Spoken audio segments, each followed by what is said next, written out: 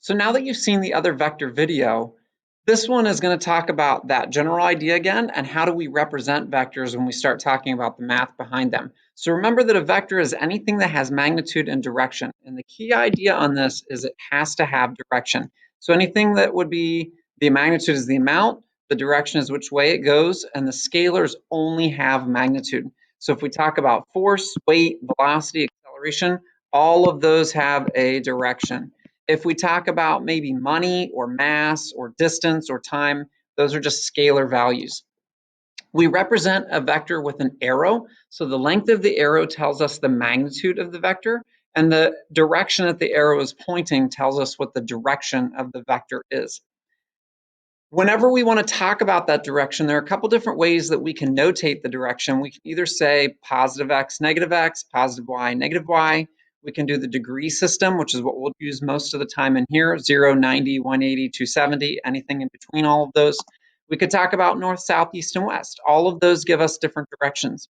One of the things that's important to understand is if I take a vector like this, maybe 10 newtons at 45 degrees, I know it's going to come up between the 0 and the 90s, and it'll come up that way.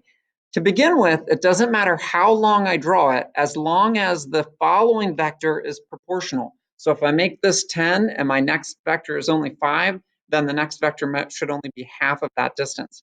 Now, an important thing to note is that I could move that vector anywhere. Let's say that I move it over to here. It is still 10 newtons at 45 degrees. I would just picture moving my coordinate system to be there now. Maybe if I move it over to here, it's still 10 newtons at 45 degrees, and there's my new coordinate axes. So you kind of get the picture with that. Vectors are the same no matter where they're located, as long as the magnitude and direction are the same. Now, when we talk about putting vectors together, if I'm going to take two of them or more and put them together, that's called a resultant. And the most easiest form of adding vectors is if I take two vectors that are going in the same direction. So I have vector A that is 5, it's right here, going at 0 degrees. And if I have vector B that's 7, going in the same direction, 0, I could think of if I take that 5 and I place it at the end of the 7, then my total distance, or from the very beginning to the very end, is going to be the sum of those two guys, which would be 12.